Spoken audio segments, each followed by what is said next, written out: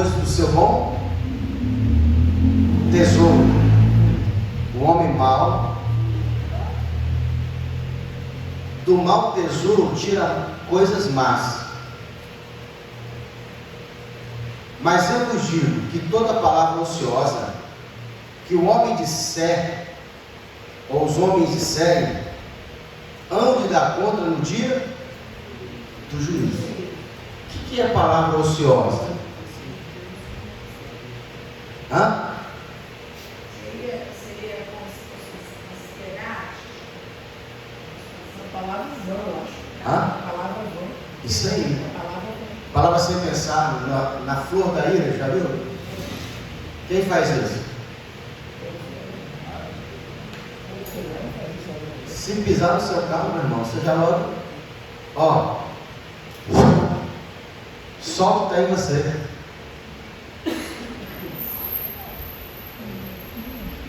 Agora, lembrando que toda palavra que a gente disser, mesmo sem pensar, vamos ter que dar conta.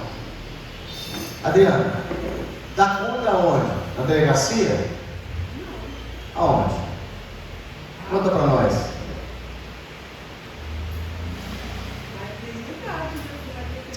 A eternidade é muito tempo, muito longe. Que parte da eternidade, você sabe? Mário, você que é quase o escriba da lei. Tribunal de Cristo. Lá no Tribunal de Cristo nós vamos ser julgados por tudo que fizemos mediante o corpo. Só que não entra na questão de salvação. A salvação ela não envolve o Tribunal de Cristo. O Tribunal de Cristo não é para julgar a salvação. Ela é para julgar as nossas obras, méritos, recompensa ou castigo. Então, eu disse uma palavra ruim, lá eu vou prestar conta. Tem um texto em Apocalipse que João, ele vai no futuro. Porque a eternidade, ela está no... Deixa eu fazer um negócio para vocês entenderem o que é a eternidade. Aliás, a Adriana falou que na eternidade, né? Aí eu perguntei, qual a eternidade? Quantas eternidades tem? A eternidade se divide? Hein? Como é que se divide a eternidade? Quem sabe? A eternidade se divide? Quantas partes divide a eternidade? Já que falaram que divide, né? 2 partes, 10 partes, 1 parte. Quem falou que divide? Albeira. Hã? Albeira. Tá vendo? Palavra ociosa. Vem na boca que ela que solta. Quantas partes Albeira se divide? 2, Braz. Vai salvar a Albeira? Qual?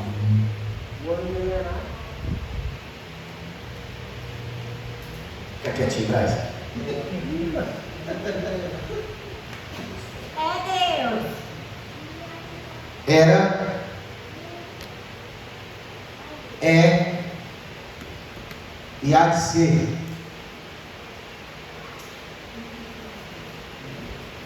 A eternidade ela se divide em era e há de ser. O tempo se divide em quê? 3 partes: presente, passado e futuro. O tempo ele está no da eternidade. E é por isso que Deus sabe o seu presente, passado e futuro num só momento, porque ela se encontra no de Deus. Agora eu vou desenhar um por um para vocês, porque a eternidade ela faz isso aqui, ó. E o nosso tempo na nossa mente é isso aqui, ó. Na sua mente o tempo está assim. Ó, a projeção do passado, presente e futuro. Você está aqui, você projeta o seu cérebro para trás, suas lembranças, o que você está vendo agora, hoje, e que você tem de futuro é uma projeção futura. Tipo assim, na minha cabeça, amanhã, sexta-feira, às 6h30 eu tenho um compromisso. Mas isso é o quê? Só uma projeção. Pode acontecer? Pode. Pode não acontecer? Pode também. O que para mim é real? Só existe hoje, agora, o presente. O resto é só uma projeção. O que é o passado? As lembranças. A biblioteca que eu tenho de lembranças. Isso é o passado. Então, a eternidade, ela se divide em 3. Era, há de ser e é. Essa é a eternidade. E dentro da eternidade tem um tempo. O homem foi construído no tempo. A terra foi construída na eternidade. Vai ver o cientista falando que a terra tem quantos anos? 14, 15 bilhões de anos. E a humanidade? A humanidade, 6.000 anos. Aí vai haver conflito entre a igreja, a religião, né? E a ciência. Quem está certo e quem está errado? Oi, Breno? Quem está certo e quem está errado? A ciência está certa em dizer que a Terra tem mais de 414, 15 milhões de anos. Por quê? Porque ela foi construída, ela foi feita, formada na eternidade, quando não se havia tempo. Qual foi o dia que Deus construiu o tempo? Quando fez o sol, no quarto dia. Dali para lá começou a se contar o tempo. Antes não tinha contagem de tempo. Por exemplo, a Bíblia diz assim, no primeiro versículo de Gênesis, Deus vai dizer assim, e haja luz. Não é isso? No segundo versículo vai dizer o quê? Pode ler lá, você não sabe o que está escrito, pode ler. Então é Gênesis.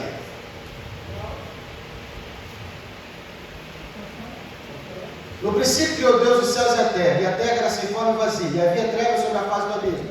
E o Espírito de Deus se movia sobre a face das águas. E disse Deus, haja luz. E houve luz. E viu Deus que a luz era boa. Aí você vai perceber que ele vai fazer várias coisas e no quarto dia ele vai fazer o sol. Que luz era essa que não era o sol? Entendeu? Jesus, a palavra, ele é a luz. Entendeu? Mas isso aí a gente deixa para outra hora, né? Vamos aqui para os frutos. Só peguei um gancho da eternidade para a gente dar uma. Mas eu cogito que todas as palavras, que toda palavra ansiosa por me disser, onde dá conta no dia do juízo, porque por tuas palavras serás justificado, e por tuas palavras serás condenado. Isso aqui não tem nada a ver com fé. Porque igual aqui fala assim, mas o pastor está falando de condenação. Condenado para ser castigado, para ser disciplinado. Porque em Romanos capítulo 8 diz que aquele que está em Cristo não entra em condenação. A condenação de Romanos está falando do inferno. O crente não entra por isso. Vamos lá, versículo 38. Então alguns dos escribas e fariseus tomaram a palavra dizendo, mestre, quiseram ver da tua parte algum sinal.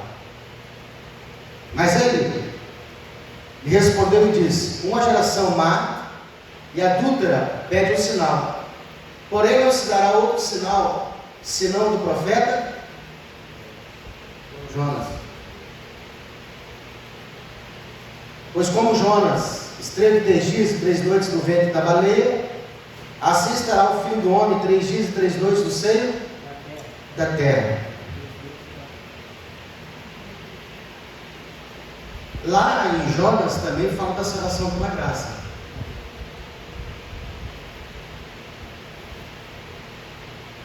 O sinal que Jesus está falando do profeta Jonas é falando da salvação pela graça. Lembra que Jonas saiu para pregar no Nínive? Depois de ficar 3 dias no beijo, com a coisa toda, ele vai pregar. E a revolta dele é que ele não julgava Nínive um povo bom. Nínive era um povo cruel. que merecia o inferno, merecia a morte. E aí Jonas vai lá, e uma mensagem que levaria 40 dias, ele fez em quantos dias? 3 dias. Era para pregar 40, ele pregou. A pregação dele ela era muito romântica, apelativa. Rebeldes, eu vou matar vocês, você é rebelde. Tá bom. Mas eu também tinha um pouco de medo que eles matavam muitos. Sim, eles eram muito cruéis, né? Tinha essa questão. Mas a maior revolta dele era o quê? Eu vou lá para pregar e vai que Deus se compadece deles, porque ele falou: eu conheço você, Senhor, eu te conheço, sei que você é misericordioso.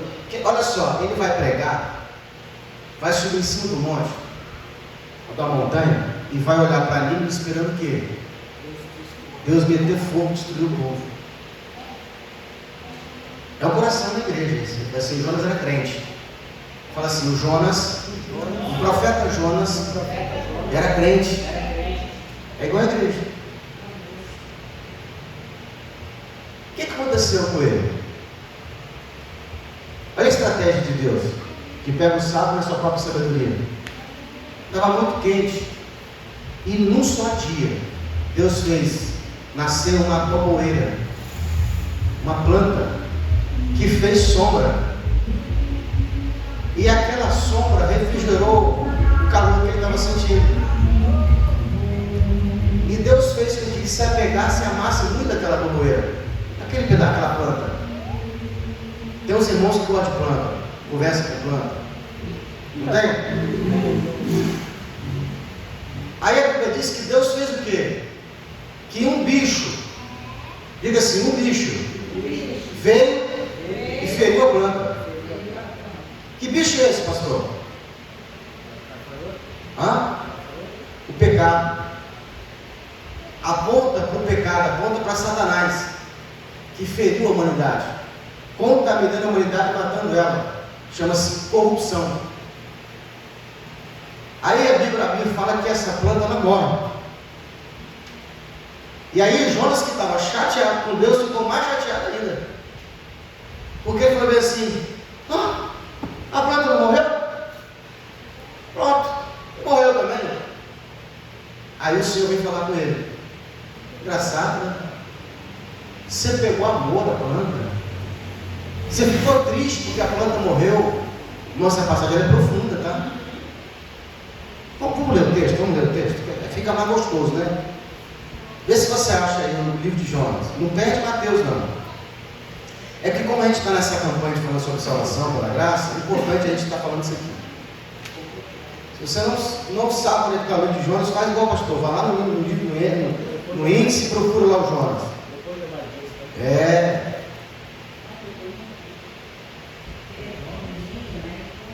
Às vezes está colado, né?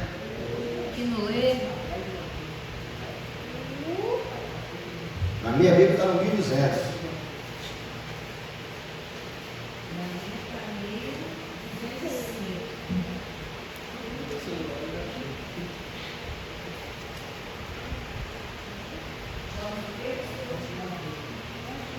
Jonas 4, 5. Versículo 4.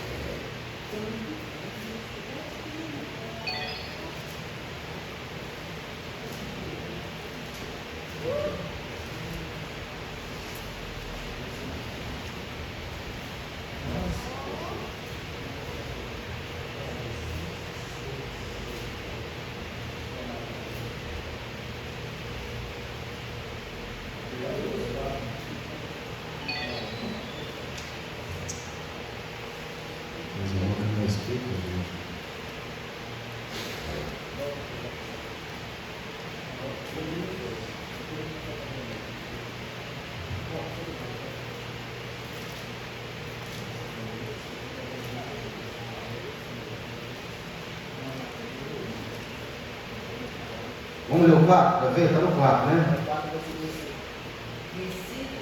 Vamos ler o 4, ó, versículo 1. Mas desgostou Jonas extremamente e disse, ficou todo ressentido. Por que ele está falando isso aqui já? E orou ao Senhor e disse, Senhor, não foi isso que eu disse? Estando eu na minha terra. Todo mundo achou, né? Jonas 4:1, Miguel. Capítulo 4, versículo 1. Ó, orou o Senhor e disse, Senhor, não foi isso que eu te disse, estando eu na minha terra? Por isso me preveni fugindo para Tarsis, pois sabia que és Deus piedoso, misericordioso, longânimo e grande em benignidade, e que te arrepende do mal. Peço-te, pois, ó Senhor, tire minha vida, porque é melhor morrer do que viver. E disse o Senhor, é razoável esse teu ressentimento? Então Jonas saiu da cidade e assentou-se no oriente da cidade e fez ali uma cabana, e assentou-se debaixo dela, à sombra, até ver o que aconteceria com a cidade. Tipo assim, eu vou orar até Deus matar esse povo. Vai ver, vou pagar um preço aqui para Deus derrubar, mas o dia comigo você não sabe quem sou eu. Sou assim com Deus. Mesmo sentimento. Eu me vejo nele. E fez o Senhor Deus nascer, uma boboreira que subiu por cima de Jonas, para que fizesse sombra sobre sua cabeça, a fim de livrar do seu enfado. E Jonas se alegrou em extremo por causa da planta. Ele pegou amor à planta. Mas Deus enviou um bicho no dia seguinte, ao subir da alva, logo de manhã cedo, a qual feriu a boboreira, e esta se secou. E aconteceu que, aparecendo o sol, Deus mandou um vento calmoso, oriental. Toda vez que Deus manda esse vento calmoso, oriental, isso é um anjo. O nome do anjo, oriental, vento oriental. Um anjo. E o sol feriu a cabeça de Jonas e ele desmaiou. E desejou com toda a sua alma morrer, dizendo, melhor é morrer do que viver. Então disse Deus a Jonas, é acaso razoável que te assim enfades por causa da boboreira? Olha como é que Deus sabe o nosso sentimento. Deus sabia que a tristeza de Jonas era por causa da planta. E ele disse, é justo que me fazes ao ponto de desejar a morte? Toda vez que você ouvir esse termo justo, você tem que sempre entender o seguinte, o que você entende de justiça, não é a justiça de Deus. Dificilmente, com a nossa mente humana, a gente vai compreender a justiça de Deus, porque eu preciso que o Espírito de Deus me dê a mente de Cristo, para eu começar a entender e para escutar a justiça de Deus. Toma muito cuidado, porque você não vai encontrar dentro de você uma justiça que te acalente, que te sustente, que te acalme, que seja realmente justo aos seus olhos. Então essa é a pergunta de Deus. E disse o Senhor, tiveste compaixão da boboreira, na qual não trabalhaste. Diga comigo, ele não trabalhou. Obra.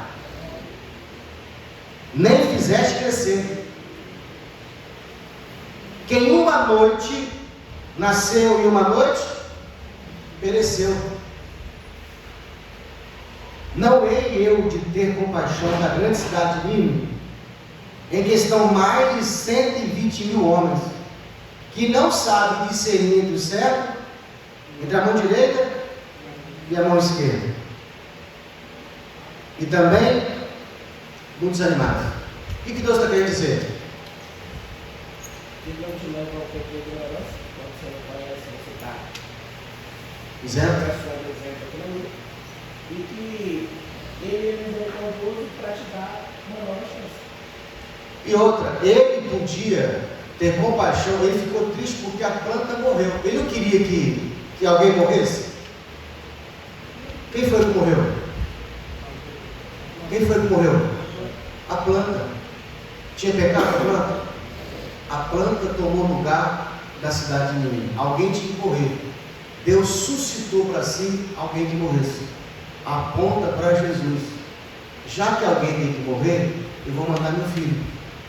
Era esse o sinal do Jonas. Pegou? Então o sinal que Deus está falando assim, nenhum outro sinal será dado a essa nação, a não ser o sinal do profeta Jonas, em que uma planta tomou lugar da cidade de Nínive. Isso aí chama-se mensagens, visão profética. São figuras em que Deus usava para poder falar acerca de Cristo. Tipo Cristo. O Cordeiro da Páscoa aponta para Jesus. Os cordeiros que foram matados na Páscoa, no povo atravessar o Mar Vermelho, antes do povo atravessar o Mar Vermelho, antes de sair do Egito, não tem a Páscoa, não teve o crime dos primogênitos. Esses cordeiros que eles compraram e mataram eles estavam montando um cordeiro substituto. Então você tem que entender que a mensagem da cruz é essa. Alguém tem que morrer. Quem vai morrer? Aquele que Deus proveu para si. Aquele que Deus proveu. Essa palavra, ela é muito forte. Não cai não, cadeira. Vou pagar aqui.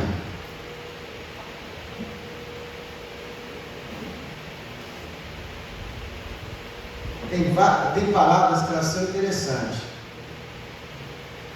Submissão. Submir é com 2 S mesmo. Vai para você se briga. Submir. 2 S. São assim ou com 2 S? 2 S. Final. Submissão. Assim? Se não tiver missão,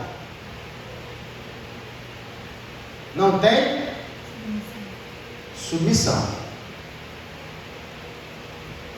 O que é? Provi. É com 2 S também? Provisão? Provisão? É assim? É assim? Tá certo? Vai lá.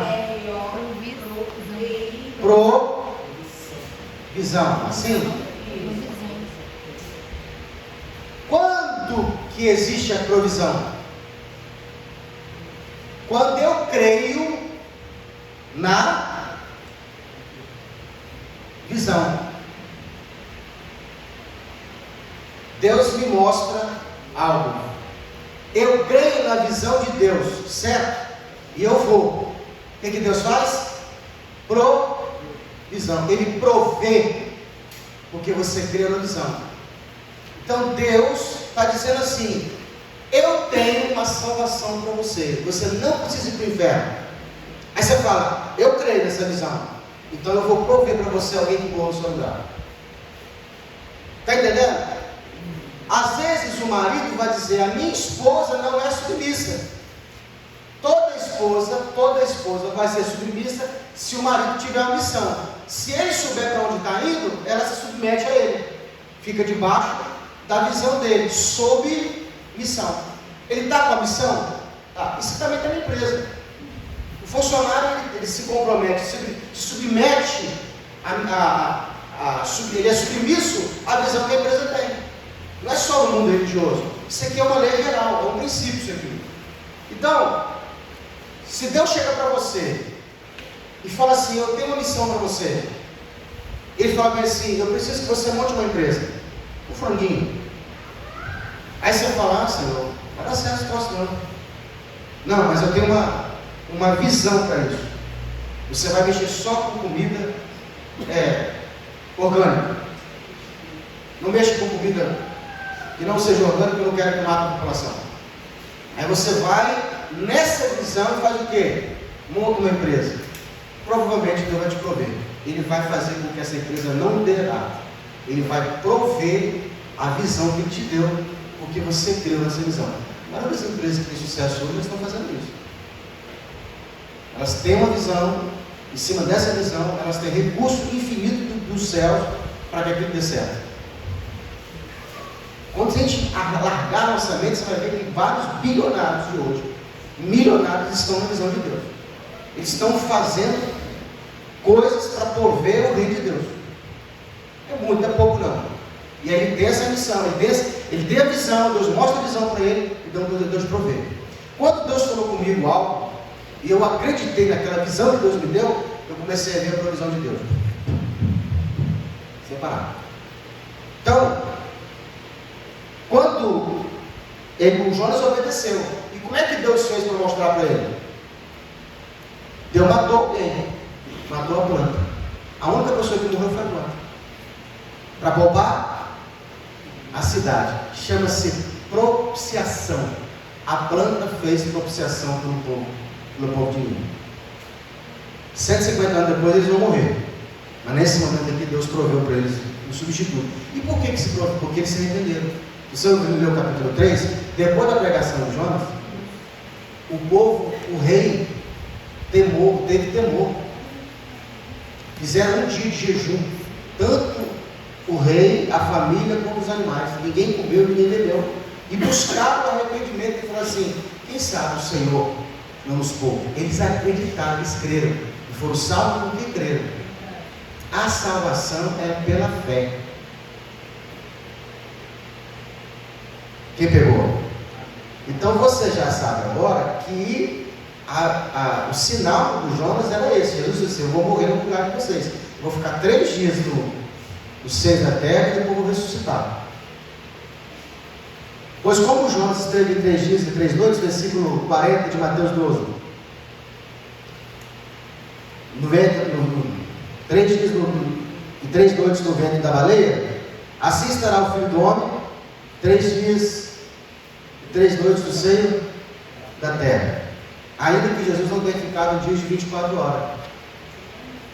Ele ficou 2 dias e alguma coisinha. 40 de Mateus 12. Vou ler o 41 agora. Os ninivitas ressurgiram do juízo. Com esta geração. Não. Os ninivitas ressurgirão no juízo com esta geração e a condenarão, porque se arrependeram com a pregação de Jonas.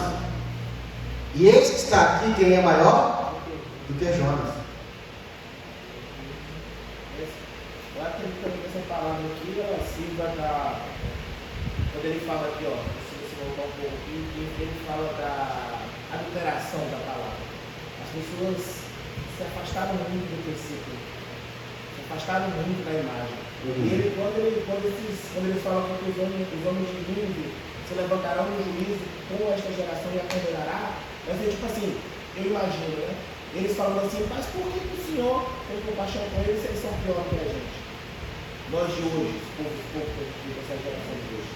Recurso, né? A gente tem muito mais recurso para obedecer. Nós temos Bíblia online, nós temos Bíblia na mão. Eles não tinham isso tudo. Estávamos abastados e não tinha falta de nada. Nós somos cegos e miseráveis. Com um detalhe: essa geração, né? Aqui no caso, era a geração de Jesus. Estavam vendo o Filho de Deus e não creram nesse profeta Jesus, que era um homem, mas era profeta, com todos os sinais. E o povo de Nínive não viu os sinais que ele falou. Mas isso está para nós também hoje. Também.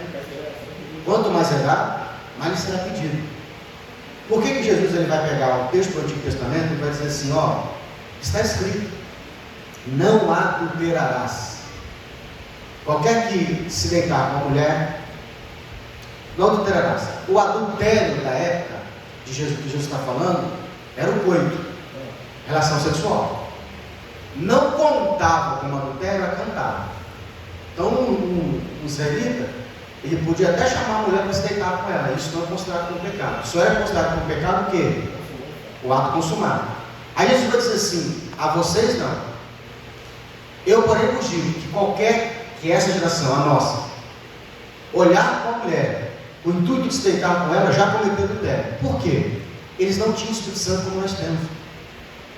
O Espírito Santo não estava dentro deles como está dentro de nós. Então, quem mais é dado, mais será pedido. A graça, ela não mais porta larga, ela é mais porta estreita. Então, na graça, você vai ser pedido mais. É isso que Jesus quer dizer. No dia do juízo, terá sido menos rigor para essa geração do que para vocês. Por isso que ele vai dizer assim: não queiram todos vocês serem mestres. Por que Paulo fala isso? Porque ao mestre será pedido muito mais. Então, por exemplo, um simples pecado de um irmão, o mesmo pecado de um mestre tem um impacto muito maior. Quem ensina tem que tomar mais cuidado para não errar. Por quê? Porque o impacto que isso causa. Já viu? É como se você pegasse uma carreira de dominó, o mestre está na frente. Se você derrubar, derruba todos. O que está no último, se ele cair, ele cai sozinho. Vou imaginar que ele está antes do último, ele derruba o máximo do segundo, o depois dele. O mestre está na frente, ele derruba todo mundo. Eu já passei por decepção, onde eu vi vida cair, pessoas que eu espelhava nela, cria nela o nome de Deus. Não é fácil você se curar, não. Você passa pela sua mente o seguinte: então tudo que ele falou era mentira, que ele mesmo não acreditou, ele mesmo não viveu o que ele estava falando. Então assim, então está liberado, então eu posso pecar. E aquilo ficou na minha cabeça por dias, até que o próprio Espírito Santo falou comigo assim: cuida da palavra para você, cumpra ela você, não se baseie por ele. O Espírito Santo viesse naquele momento, desse uma direção, eu poderia ter me enfraquecido. E a culpa é de quem? Porque levou a isso. Versículo 42. A rainha do sul se levantará no dia do juízo com essa geração e a condenará, porque veio dos confins da terra para ouvir a sabedoria de Salomão. E eis que está aqui quem é maior. Isso aqui, irmão, é um juízo, é um tribunal. O tribunal das nações. São três: o tribunal de Cristo, o tribunal das nações e o juízo final.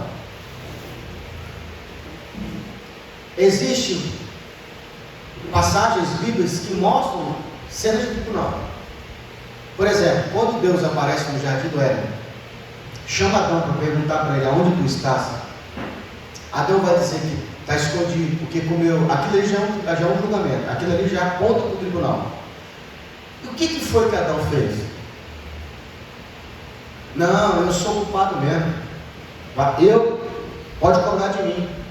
Eu comi da árvore mesmo. Põe na minha conta. Foi isso que ele fez? O que ele fez? Arrumou alguém para colocar a culpa. É como se Adão falasse assim: Senhor, mas eu comi, mas foi ela que me deu. E aliás, a culpa também é do Senhor que deu ela para mim. Né? Esse é o pecado de Adão, é o mal da humanidade. As pessoas não conseguem admitir que errou. Não, eu ando com o carro para o aplicativo. O cara pega o carro e eu tenho que tirar foto, mandar o cara assinar. Tiro foto do carro, não abre o carro pegando foto, imprime e fala: assina para mim. Bota seu nome e bota data. Está vendo o carro? Aí eu vou lá onde tem às vezes um arranhão ou uma coisa pequena, faço um ciclo na foto, assino, quando ele assinar, aqui eu sei que está amassado. Por que eu faço isso? Porque o cara tem a cara de pau, deslavada, de pegar o carro inteiro, entregar o carro amassado, com o para-choque todo, e falar assim: eu estava assim quando eu peguei. Na cara dura, bicho. É só falar: eu errei, eu bati, eu arranhei, bota aí para pagar. Não, o cara fala o quê? Não estava assim não, já peguei assim não. Quando eu comecei a pegar isso no começo, o que eu fiz? Passei a documentar. Amigo, olha o que você assinou. Aí depois que o cara assina, já tem mais para falar que não fez. No dia do juízo, presta atenção, no dia do juízo, que nós vamos ter que prestar conta de tudo que nós fizemos com o meio do corpo.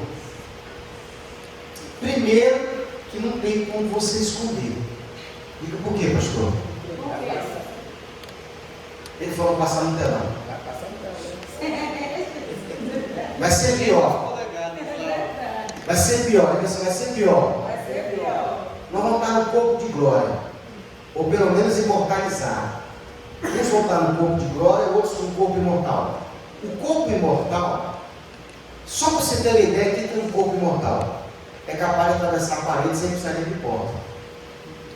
É capaz de atravessar uma parede dessa Sem a porta, esse é o corpo imortal. Não estamos nem falando do corpo glorificado. Eu vou olhar para a Adriana e eu vou conseguir ler a alma dela, porque todas as obras estão registradas dentro da alma, que a gente chama de consciência. Isso é feito um backup. Vamos usar a vinculação, vai aparecer um telão, mas eu não vou nem precisar do telão, porque eu vou olhar para você e vou ver. É como se eu pudesse acessar a sua mente. A gente natural, assim? Nós, um corpo imortal e glorificado. Eu vou estar com um corpo glorificado, pode ter certeza. Eu sou vencedor. Irmão, eu quando não era, eu acreditava na salvação pela obra, eu fazia de tudo para me salvar. Então assim, eu me esforçava bastante para ser salvo. Quando eu descobri que a salvação pela graça, eu reverti, eu falei assim, agora eu vou colocar toda a minha força para reinar. Porque não é errado você se privar do pecado, você fugir, querer realmente, sabe, ser o melhor nessa questão, mas você não pode colocar isso como salvação. Você tem que pegar essa força e lançar onde? Para reinar. Porque o reino, diga comigo, o reino, esse sim, não ouvi você falando assim, esse sim, tem que suar a camisa, tem que sangrar. Sangue, suor, lágrimas e gordura. Você tem que derramar esses quatro riquezas do seu corpo. Eu te dou 4 ofertas para você entregar todas elas: sangue, suor, lágrimas e gordura. Tem que suar a camisa, tem que derramar sangue, tem que chorar muito, irmão, tem que queimar gordura. Não é muito evangelismo mesmo, é muito jejum para você reinar. Salvação não. Salvação, se você creu, está salvo. Bola para frente. Sabe como é que a igreja recebeu a salvação? Vou explicar como é que na visão da igreja está a salvação. Pode apagar aqui? Isso aqui já vai fazer você entender a salvação. Como é que eu desenho aqui uma linha de chegada aqui? Aquela faixa da linha de chegada. Já viu quando a pessoa está fazendo a maratona? Linha de chegada. O cara saiu daqui, não é? Vai percorrer esse trajeto todo, não é isso? Não é assim? Aí sai aqui, ó, largou. Tá ali, não tá? Ele acabou de fazer o quê? Passar o peito nessa faixa. A igreja ensinou que essa faixa aqui é o quê? A salvação. Diga assim, não é não, pastor? Não é não. Essa faixa da salvação está aqui. Porque depois que Jesus te salva, é que é contado as suas obras. A salvação está aqui, ó.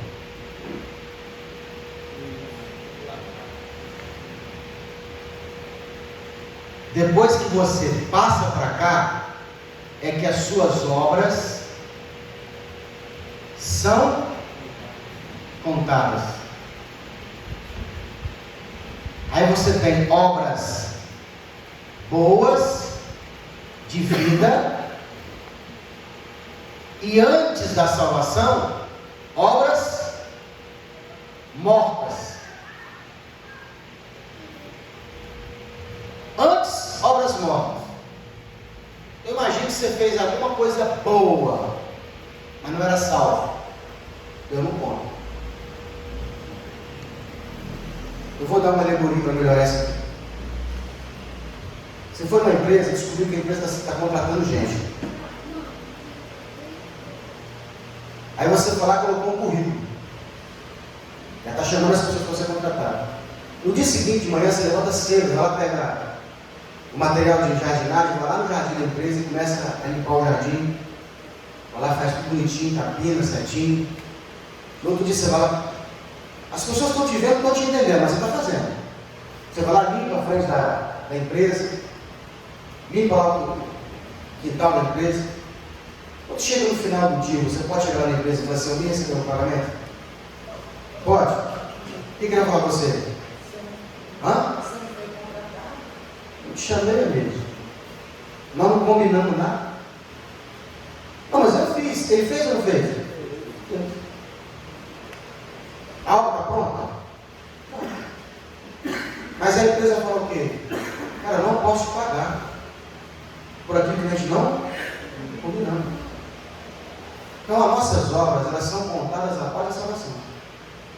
Então, primeiro Deus tem que te salvar. Depois que te salva, aí sim, é contar as obras. Essas obras que são contadas não é para você ser salvo, por isso que te salva antes. Porque se ele te salvasse no final, você ia falar assim: eu fui salvo porque eu fiz as obras. Ai de mim se tivesse limpado o jogo da igreja, ai de mim se tivesse dizimado. Não, eu que não fiz esforço para parar de fumar. Você ia colocar na conta das obras a salvação. Deus já sabia, não disse que foi assim: vamos salvar o primeiro. Agora você pode fazer. Por quê? Diga por quê, pastor? Por quê, pastor? Porque Deus quer te presentear, quer te dar uma recompensa pelo que você fez. Mas isso não pode envolver salvação. Ele fala assim: primeiro eu te salvo, te tiro do inferno, para lá você não vai. E agora tudo que você fizer, se for obra boa, eu te dou prêmio. Se for obra mal, eu te castigo. Não tem nada a ver com o pecado. O pecado você vai ser disciplinado por ele. Assim, irmão, eu não gosto de falar porque às vezes pega mal, mas vou falar. Posso? Deus está nem um pouco preocupado com o seu pecado. Pastor, posso pecar à vontade? Diga assim: posso pecar à vontade, pastor? Se Deus não deixar, você vai parar de pecar? Você está do mesmo jeito.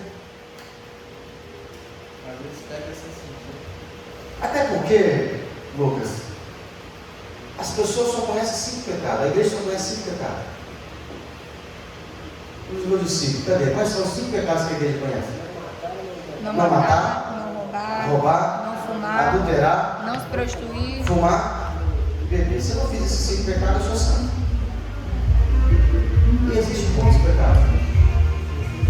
613. Se você pegar um 613 mandamentos. Pra você ter uma ideia, você gosta de estrogonofe? É pecado. Gosta de camarão? Pecado. A gente nem sabe o que é pecado. Como é que você vai falar que não peca? Você já se segurou um xixi? Pecado. Tem tanta coisa na lei que a gente não daria conta. Você pega os crentes que defendem isso aí e pergunta assim: quais são os 10 mandamentos? Se você apertar muito, sai 5. Nem lendo a Bíblia ele consegue achar. Não sabe nem os 10 da pedra. Como é que ele vai conseguir cumprir 613 mandamentos? Porque se quebrar um só, quebrou toda a lei. Então posso falar um negócio? Posso falar um negócio? Se você pecar, ele vai te arrebentar. Não mexe com o pecado, não. Não é para não ser salvo ou ir para o inferno. É porque ele te arrebenta. Mas pastor, o que eu faço então? Se preocupa com o seu propósito. A sua, apaguei, visão, pega a visão.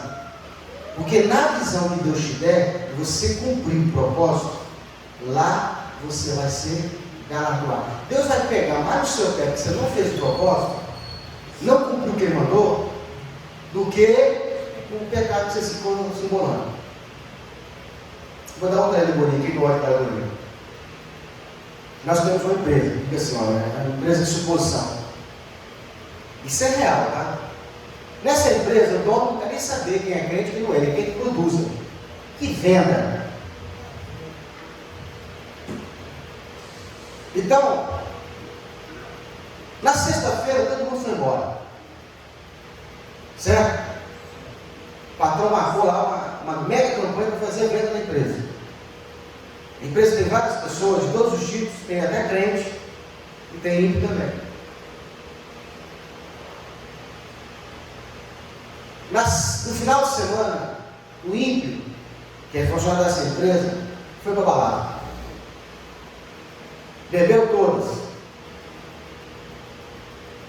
Chegou em casa segunda-feira às 5 da manhã. Eu vou melhorar, porque era sexta-feira, né? Aí na sexta-feira à noite o ímpio saiu e foi para a balada.